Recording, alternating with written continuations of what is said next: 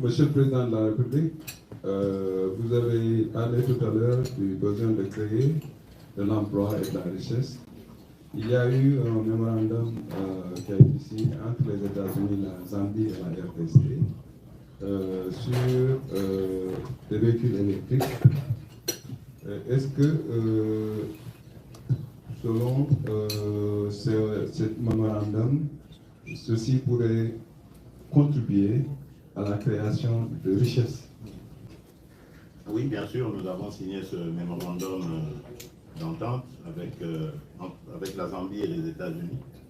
Évidemment, nous sommes les États et donc les investisseurs sont en train d'arriver, de présenter leurs prétentions pour mettre en place cette dynamique, cette chaîne de fabrication. Je voudrais dire aussi quelque chose que je n'ai pas dit tout à l'heure, c'est qu'en République démocratique du Congo, nous avons décidé, enfin nous avons créé maintenant des zones économiques spéciales.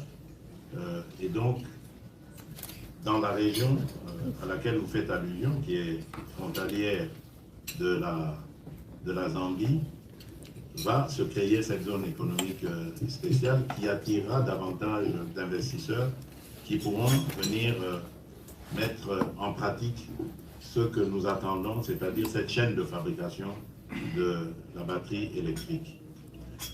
Pour ce qui concerne le travail des enfants, et vous avez tout à fait raison, c'est un point qui me touche au plus profond même de mon cœur. Je vous ai parlé ici de la gratuité de l'éducation. C'était justement une des mesures prises pour permettre aux enfants qui sont soit désœuvrés, soit utilisés par les adultes dans ce genre d'activité, de revenir dans le parcours scolaire. En plus des inspections qui sont faites sur les lieux, il y a cela. À côté de cela, nous avons créé l'entreprise générale du cobalt. C'est une entreprise qui réunira tous les travailleurs, des artisans, des artisanaux dans les mines. Et donc, ils seront répertoriés, tous ces travailleurs artisans dans les mines, ils seront répertoriés, pris en charge au niveau social, soins de santé, salarial. Et donc, cela nous permettra d'avoir un contrôle sur cette population et d'extirper les enfants et des femmes, parce que aussi il y a des femmes enceintes et autres, de ces activités. Enfin, par rapport aux libertés de la presse, j'aimerais vous dire que je suis un grand partisan de la liberté de la presse et pour preuve, depuis que je suis à la tête de la République démocratique du Congo, je n'ai raté aucune célébration de la journée mondiale de la presse. J'ai toujours été là, aux côtés des journalistes. J'ai présidé, inspiré la tenue plutôt des états généraux de la presse congolaise, lesquels états généraux ont donné lieu à une nouvelle loi. Pour la première fois depuis 27 ans, on n'avait plus de loi. Cette loi a l'avantage d'être moderne parce qu'elle prend en compte les médias, les nouveaux médias. Cette loi a l'avantage de renforcer la liberté, les libertés des journalistes. Et cette loi, ainsi que la politique que nous avons vis-à-vis de la liberté de la presse, a permis à la République démocratique du Congo de gagner en 4 ans 30 places au classement de Reporters sans frontières, qui est une association de crédibilité internationale. Nous sommes passés de la 154e place sur 180, je crois, pays, à la 124e place en 4 ans. Et n'eût été les violations dont sont victimes les journalistes à l'est du pays à cause de la guerre, je crois que nous aurions fait un bond encore plus impressionnant et nous serions peut-être dans les 100 pays du classement de RSF. Donc, je crois qu'il y a quand même des choses à reconnaître, même s'il y a encore beaucoup à faire, de part et d'autre d'ailleurs, du côté de l'État comme du côté de la corporation des journalistes. Mais soyez-en sûrs, j'ai toujours prôné le fait que les journalistes, la presse, soit le 4e pouvoir, et j'y tiens. Nous avons besoin de la presse, une presse objective bien sûr, pour nous aider à gérer au mieux les intérêts de notre pays. Voilà. Docteur Djibril pour la traduction, s'il vous plaît. Of course, we have signed the Memorandum of Understanding with Zambia, the United States, but those were the countries that signed the MOU. Now, investors are arriving in order to put in place a system that will lead to the implementation of the MOU itself. I'd like to come back to something that I had not mentioned before, which is that in DRC, we have created special economic zones so that when you talk about Zambia, at the border with Zambia, we have created special economic zones that will enable the population to benefit a lot more from the implementation of the MOU.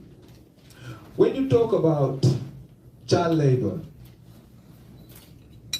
this is a matter that touches me in the deepest sense of myself, because this is why I pushed very hard to make sure that universal basic education is implemented in my country.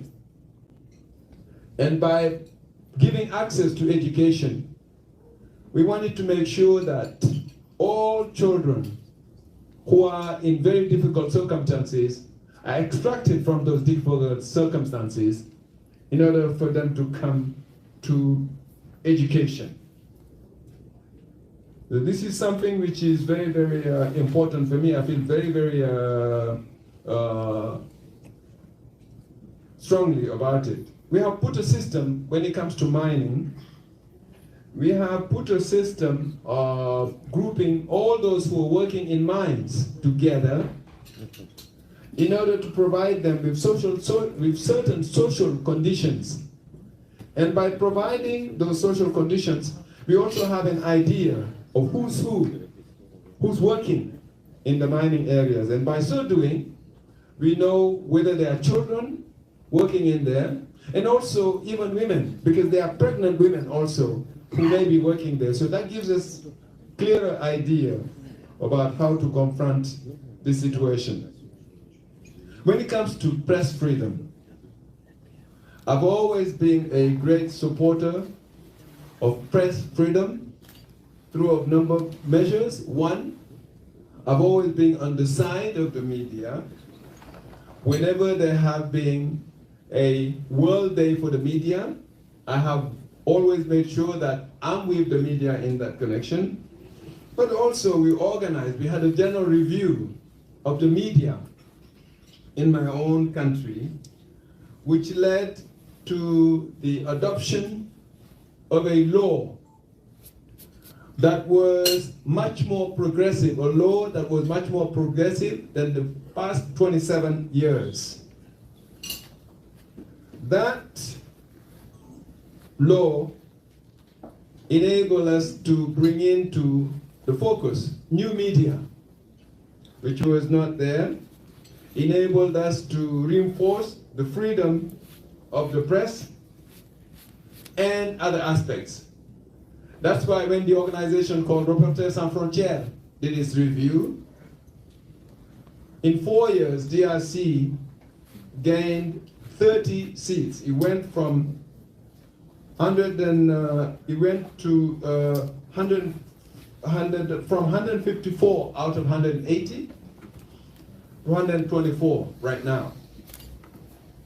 So, of course, there have been violations of media in the eastern part of the country. Had it not been for that violation, maybe would have been in a better place. So that I've always made sure that wherever I am, that a special place is given to relationship with the media, because through reporting, balanced reporting from the media, this will enable us to govern our country in a balanced manner. Voilà, merci. On va prendre des questions par série parce que le protocole nous informe que le président de la République est attendu à 16h30 aux Nations Unies. Avec le trafic new-yorkais, on va essayer de compresser les questions. La prochaine question est de Madame Christine Salomé d'Al Jazeera. Christine Salomé, Al Jazeera. Elle est partie. Elle n'est pas là. Alors, on va prendre la question de Marc Perelman qui sera suivi de Monsieur Yassine Najjar. Voilà. Marc Perelman first. Marc est parti, alors Christophe va poser la question. Christophe. Christophe Boisvilliers pour Radio France International. Boisvilliers. Bonjour Monsieur le Président. Vous avez dit votre attachement à la démocratie, vous avez dit combien vous étiez fier d'incarner la première alternance démocratique sans effusion de sang dans votre pays, c'était en 2018-19. Et voilà que dans 3 mois, vous êtes candidat à une nouvelle élection présidentielle. Les Congolais votent et vous voulez que ce soit un grand rendez-vous avec la démocratie. Mais toutefois, Monsieur le Président, est-ce que il y a 2 arrestations qui ont eu lieu ces derniers temps? L'arrestation en mai dernier de Salomon Kalonda, le bras droit de l'un de vos principaux adversaires à venir, Moïse Katumbi. Et est-ce que l'arrestation il y a 10 jours de notre confrère de Jeune Afrique, Stanis Boujakera, et ceci en dépit de la nouvelle loi que vous avez fait voter sur la protection des sources des journalistes, loi à laquelle vous êtes très attaché. Est-ce que tout cela ne risque pas de ternir votre bilan? Quels sont les engagements que vous pouvez prendre de ce point de vue pour votre campagne et éventuellement pour votre second mandat si vous êtes réélu? To this press lunch, you have... On a dit une série. Oui, on va prendre la question de Yassine Najjar sur la même table. Comme ça, le président pourra répondre.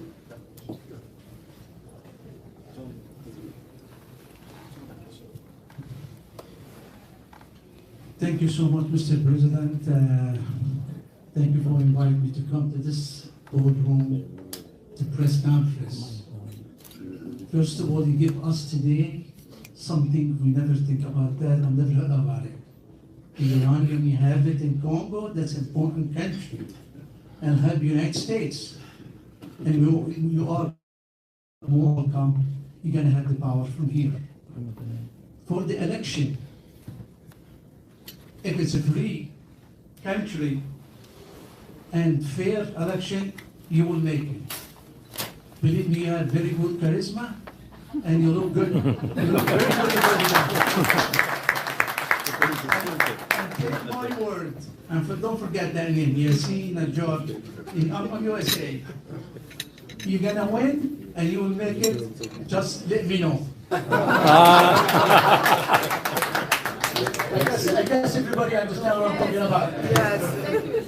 Pour cette dernière série, on va prendre les questions de Michael Kavanagh, de Bloomberg. Bonjour, Excellence. Merci beaucoup. Michael Kavanagh avec Bloomberg News. Je veux poser une question sur les investissements. Trois parties en fait. D'abord sur le contrat chinois, est-ce que vous pouvez nous donner quelques détails de cette révisitation? Et aussi sur Inga, la même chose. Et si je ne me trompe pas, il y a aussi des négociations avec l'Arabie Saoudite maintenant. En quoi consistent ces négociations? Et est-ce que les États-Unis font partie de ces négociations aussi? Avec l'Arabie, bien sûr, ils ont manifesté aussi un besoin de venir investir en République démocratique du Congo, mais c'est pas encore du concret. Et il y avait un voyage, n'est-ce pas, du ministre de... Oui, il y a eu un ministre saoudien qui est venu et qui a vraiment dit cela. Mais nous ne sommes pas encore dans le concret, comme par exemple avec les Émiratis. Là, avec les Émirats, on est bien avancé. Ok, peut-être que vous pouvez parler des Émiratis au lieu de ça.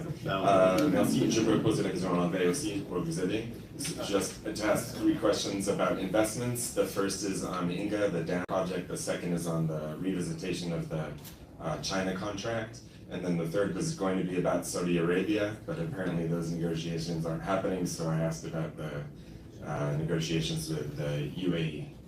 Thank you. Merci. Voilà, donc oui. Allez-y, commence s'il vous plaît. Non, non, mais il faut que je recommence par voix bouquet. Par Christophe. Pour dire que moi j'ai un principe. C'est celui de la séparation des pouvoirs. Et je crois que en occidental, convaincu et convaincant, vous comprenez bien ce que je veux dire. Je ne me mêle pas de ce qui se passe avec la justice. Mais évidemment, comme le dit la Constitution, je suis le magistrat suprême. Sans juger, bien sûr, je peux m'enquérir de certaines situations sans m'immiscer dans les affaires de la justice, surtout lorsque cela suscite des polémiques. Et donc je dirais que dans les 2 cas que vous citez, ce sont des enquêtes qui sont en cours. Ce serait hyper maladroit de ma part d'oser faire un commentaire là-dessus. Tout ce que je fais et ce à quoi je veille, c'est que les droits de ces individus soient garantis et respectés. Maintenant, si on me prend on arrive à on prend un défaut, on arrive à me démontrer que leurs droits n'ont pas été respectés, je suis prêt à aborder le sujet. Mais une interpellation par une institution comme la justice, ça se constate. Pourquoi voudriez-vous que le même principe, par exemple pour la presse, j'ai lu d'ailleurs il y a quelque part là, qu'il y a 2 ans peut-être, je crois, une journaliste française avait été interpellée pour avoir divulgué des informations stratégiques, interpellée et gardée à vue. C'est récent. C'est récent, oui. Aujourd'hui, hier ou avant-hier. Un peu plus loin, il y a Julian Assange aussi, Oui. qui avait émis et qui a été traqué comme une bête immonde, parce qu'il est allé se cacher dans des ambassades, notamment en Grande-Bretagne, mais on l'a traqué jusqu'à le prendre, parce qu'il avait divulgué des câbles diplomatiques stratégiques. Quoi de plus mal que la justice essaie de s'intéresser à ça, d'autant plus que pour le journaliste Stanley Boujakera, qui est un jeune homme que j'aime bien, pour la petite histoire, il a couvert notre campagne. Au moment de ma campagne électorale, je dis notre campagne parce que nous étions en coalition avec l'UNC de Vital Kamerhe, il l'a couvert, il était de tous les combats avec nous. Donc vous voyez que j'ai de la sympathie pour ce jeune homme. Je regrette ce qui lui arrive, mais je ne peux pas faire entrave à la justice et ne pas permettre à celle-ci de faire toute la lumière. D'autant plus qu'on parle de mort d'homme là. Rappelez-vous, Chérubin Okende, ancien ministre, qui a été mon collaborateur pendant longtemps, très apprécié d'ailleurs par moi, est mort dans des circonstances suspectes qui, jusqu'à aujourd'hui, ne sont pas encore élucidées, malgré le fait que nous avons fait appel à des enquêteurs internationaux belges, par ma demande personnelle adressée au Premier ministre belge, sud-africain, français aussi, un élément se trouvant en poste à l'ambassade du Congo et la MONUSCO, à l'ambassade de France au Congo plutôt, et la MONUSCO. Et malgré tout ça, on prend le risque de désorienter l'enquête et l'opinion, donc je crois que ça peut intéresser la justice.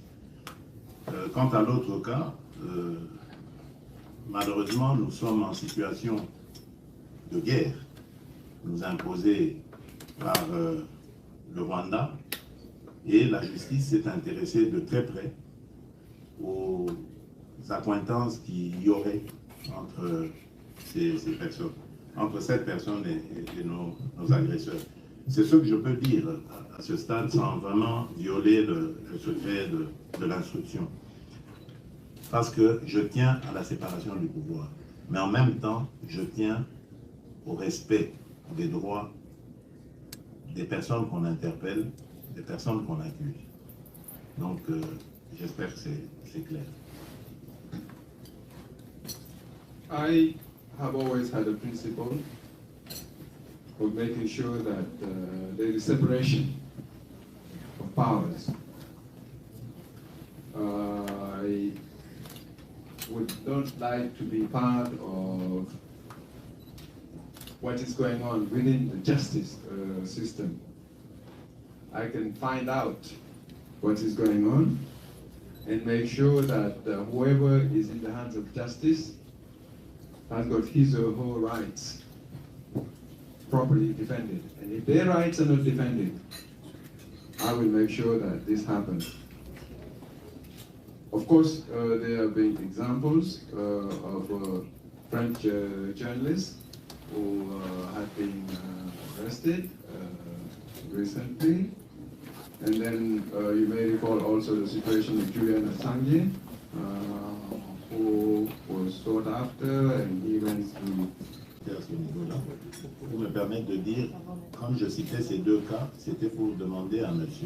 Bouvier pourquoi est-ce que lorsque ça arrive en Occident, c'est normal, et quand c'est en Afrique, on pense qu'il y a anguille sous roche, qu'on est en train de violer les libertés des gens. Autant, ce sont les mêmes circonstances. I just wanted to give this precision to the journalist who asked the question, just to say, when something like this happens in Europe, and it's regarded as normal, that the person, the journalist who has done this situation is sought after, and then when it happens in Africa, it's regarded differently. I know Sani. He was part of our campaign when we were in the coalition, and I have the biggest sympathy for him, but I cannot really interfere with what the justice of my country is doing, especially when there has been loss of life. One of my own staffers, who was very, very close to us, lost his life. Up to today, we do not know the circumstances of the death of that staff. And we've asked for the cooperation of Belgium, of South Africa, of France, of MONUSCO, but until now, we do not know exactly what happened to that person.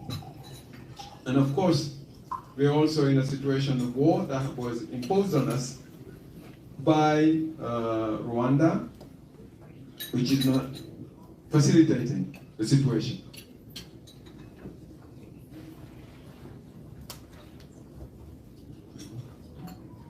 Alors la deuxième question.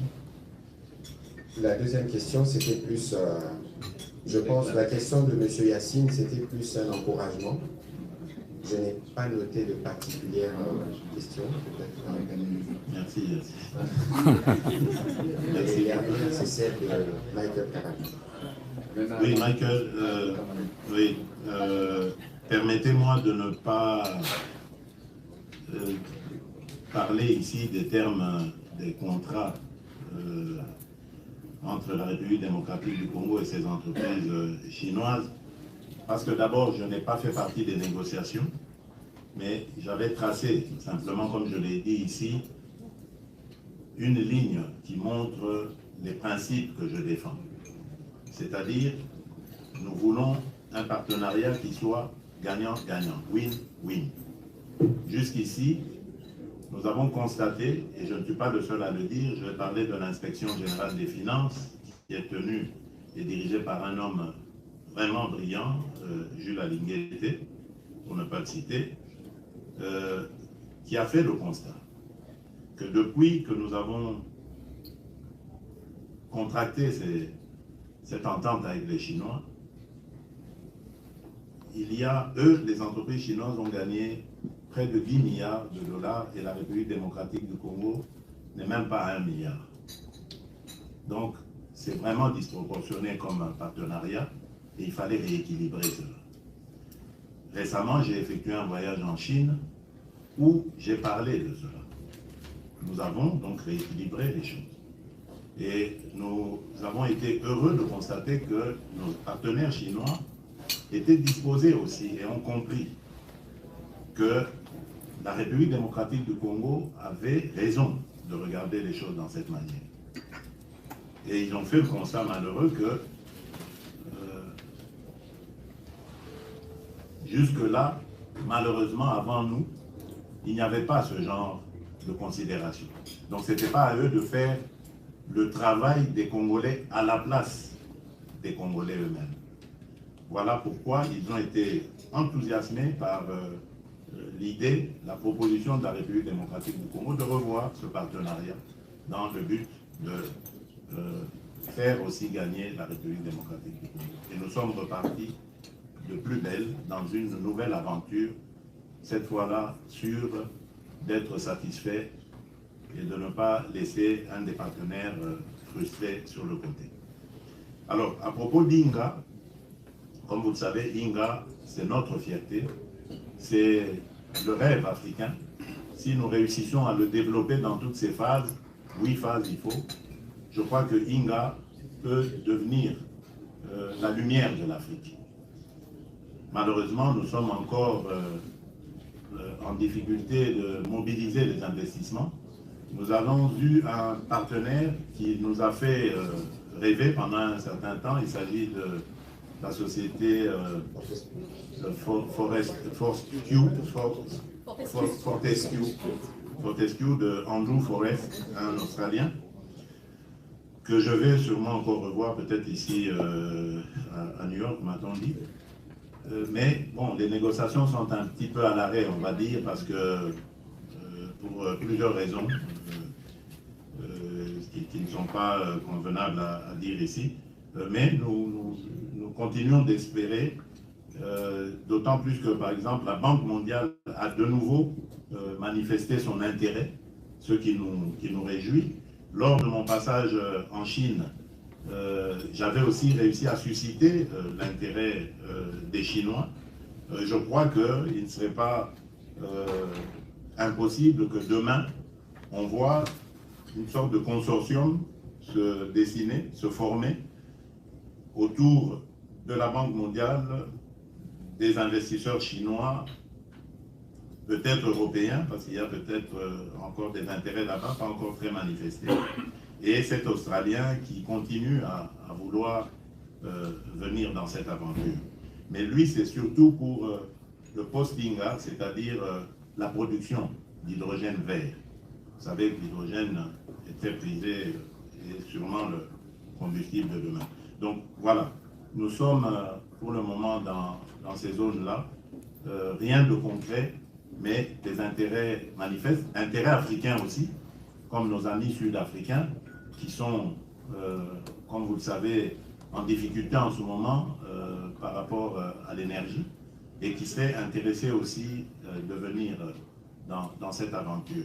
Et nous ouvrons la porte à tout le monde, parce que nous savons que le projet INGA, c'est un projet global, c'est un projet qui va intéresser plusieurs partenaires et avoir des retombées sur plusieurs pays en Afrique. Et donc, nous laissons la porte ouverte à tous ces partenariats et le moment venu, canaliser les bons partenaires pour impulser ensemble et réaliser ce projet. Alors, vous avez parlé des Saoudiens d'abord, mais Émiratis après. Oui, avec les Émirats, nous sommes dans plusieurs partenariats. D'abord, les mines. Je vous ai parlé ici de Primera Gold, cette joint venture que nous avons faite ensemble et qui nous permet aujourd'hui de juguler sérieusement le trafic illicite de l'or produit au sud Kivu. Nous sommes également pour parler pour d'autres secteurs, les minerais 3T, le cobalt et le cuivre, mais ça c'est en discussion pour le moment. Nous sommes en partenariat dans notre système de défense. Les Émiratis nous ont énormément aidés à ce point. Nous pouvons dire avec fierté aujourd'hui que nous avons réussi à renforcer les capacités de nos forces armées et pouvoir d'ailleurs faire face à l'adversité. Si la guerre n'a pas avancé jusqu'à Goma, cette agression rwandaise, c'est parce qu'il y a eu une réplique ferme de nos forces armées au mois de mars et qui a un petit peu fait réfléchir nos agresseurs. C'est entre autres grâce à ce partenariat avec les Émirats arabes unis. Il y aura aussi des domaines tels que l'agriculture, le numérique et l'éducation. L'éducation, nous y sommes déjà avec le programme Aleph des Émiratis qui consiste à enseigner à nos enfants par des tablettes. Plutôt que de les faire transporter les cartables habituels, ils viennent rien qu'avec des tablettes et l'enseignant peut produire ses leçons à travers ce moyen-là. Les parents peuvent également avoir accès à cet appareil pour réussir à suivre leur enfant.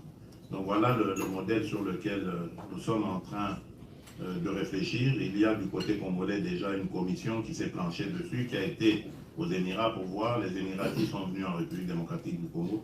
Et si tout va bien, nous pourrions lancer une expérience pilote au mois de novembre en prenant 52 écoles. Nous avons 26 provinces en République démocratique du Congo. Nous choisirons deux grandes écoles par province où nous allons expérimenter cet enseignement en espérant que dans les années qui viennent, on pourra le généraliser. Voilà ce que je peux dire en substance quant à ce qui concerne les relations avec les Émiratis. Le soutien pour l'armée, c'était financement ou c'était les armes? C'est quoi exactement? Oui, les équipements et formation. Ouais. Docteur Djibril, en une minute, où on prend les deux dernières questions, vous intervenez à la fin parce qu'on court derrière le temps. Oui, allez-y rapidement, s'il vous plaît. Oui, we have, with the Emirates, you mentioned the Saudis, but in fact, it's much more the Emiratis. I mentioned earlier the fact that we have addressed the issue of illegal traffic of gold in South Kivu, and also we have the issue of cobalt and copper as well, and reinforcing the capacity of our armed forces. If our army has such a strong response that the other side could not advance beyond Goma. And then in the area of education, we have a provision of platforms of computers that will enable our students and our parents to have access to education 26 provinces across DRC. We hope to take 2 schools in each one of the provinces as a test, which will be then launched very soon. Voilà, merci pour la rapidité. On va prendre rapidement les questions de Madame Daphné des Reuters et de Monsieur Peter Potter de Voice of America pour terminer. Thank you, Mr. President. Back on the cards in the United States, and has press freedom and liberties in Congo more generally ahead of the elections come up in counterparts with Washington as well?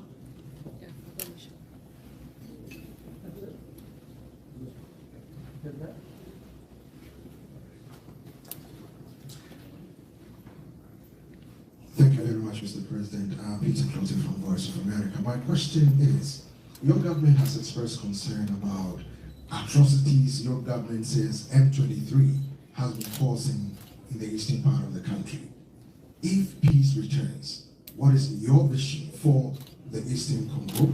And then secondly, a lot of people have expressed skepticism about the upcoming elections. What assurances are you going to give your compatriots, the Congolese, about the elections and your international partners about the elections in December, so to speak?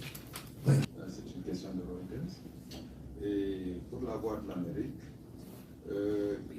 vous avez exprimé des préoccupations par rapport aux atrocités qui ont été commises, continuent à être commises à l'est du Congo avec le M23. Quelle est votre appréciation à ce niveau? Et il y a des questions qui sont posées sur un certain degré de scepticisme par rapport aux élections en décembre. Quelle est votre appréciation à ce niveau? Merci. Bon, depuis que je suis là, je n'ai pas encore rencontré d'officiel américain. C'est normal. Nous sommes ici pour l'Assemblée générale des Nations Unies. Mais je crois qu'en marge de celle-ci, il y aura sûrement des rencontres. Et donc je ne peux pas encore vous dire si cette question sera posée.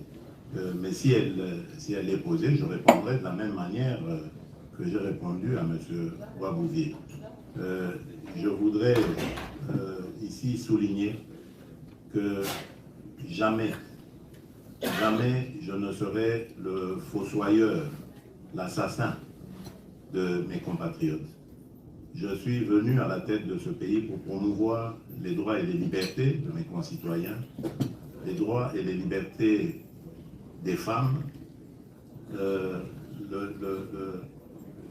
ne suis pas là pour venir faire souffrir ma population. Je suis moi-même issu d'un mouvement politique qui a énormément souffert de dictature, de violence et de beaucoup de choses, comme des arrestations arbitraires et tout cela. J'en connais les horreurs, je ne peux pas le souhaiter pour un compatriote. Je ne le ferai jamais. Donc, comme je l'ai dit, je veillerai à ce que le droit soit respecté, mais en même temps, lorsqu'on a affaire à la justice, il faut répondre à celle-ci. Alors, oui, je vous laisse parler. I come from a political movement where our movement has suffered a lot in terms of being subjected to dictatorship, to violence. So I feel very, very strongly that I will never be part of what will try to destroy the lives, to assassinate my country fellows. The respect of the rights and freedom is something very, very important, and I will make sure that this is respected, but at the same time, as I mentioned before, it will be impossible for me to interfere with the workings of the justice system itself.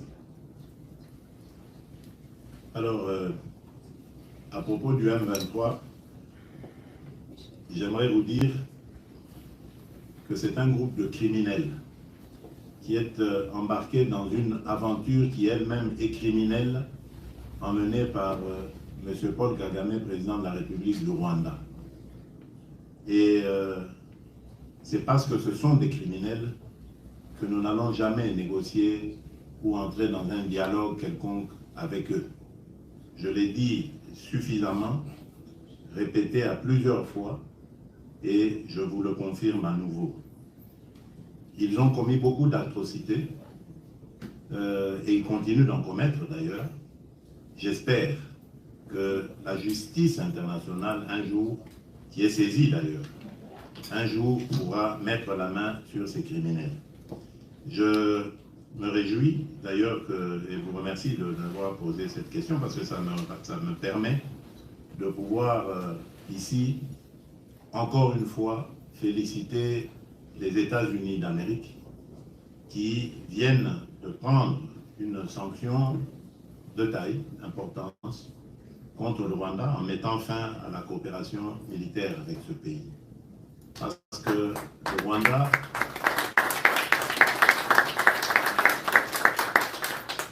Rwanda a fait du génocide malheureux qu'il a connu une occasion pour essayer de conquérir toute la région avec des ambitions hégémoniques de la part de son leader qui a écrasé tout sur son passage dans l'unique but de piller les ressources des pays comme la République démocratique du Congo. Aujourd'hui, nous disons, ça suffit. Plus de 10 millions de morts, des millions, voire des milliards de dollars de pillés en ressources naturelles, minières comme agricoles, ça suffit. Voilà pourquoi nous avons renforcé nos capacités et nous sommes, je peux le dire aujourd'hui, en mesure de pouvoir faire face à n'importe quelle adversité venant de ce pays-là. Donc, nous n'allons pas baisser les bras, nous allons continuer à défendre notre pays et je n'exclus aucun scénario pour défendre ce pays et avoir la paix véritable en République démocratique du Congo. Alors, il y avait un autre volet à votre question, c'est... les élections. Oui. Oui. Bon, le scepticisme, je ne sais pas de qui il vient, parce que tous nos partenaires, États-Unis, Europe,